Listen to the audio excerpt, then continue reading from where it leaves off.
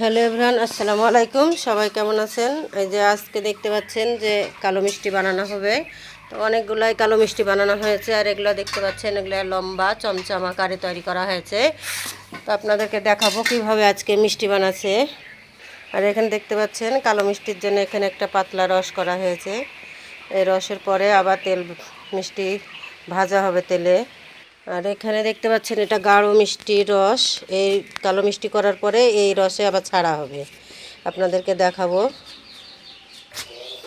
দেখতে পাচ্ছেন একটা মিষ্টি দিয়ে টেস্ট করা হচ্ছে যে তেলটা ঠিক মতো হিট আছে কি না। দেখতে থাকুন, আমরা মিষ্টিগুলো এখনই ছাড়বো। তো হিট একটু কম আছে, একটু পরে আবার ছাড়া হবে মিষ্টি। দেখতে পাচ্ছেন এই যে মিষ্টিগুলো এখন দেওয়া হচ্ছে, এখন হিট ঠিকভাবে আছে। হিট খুব কমও লাগবে না, বেশিও লাগবে না, ঠিক তাকে না দিলে মিষ্টিগুলো ভেঙে যাবে। তো যেভাবে একটার পর একটা মিষ্টি বানানো হবে।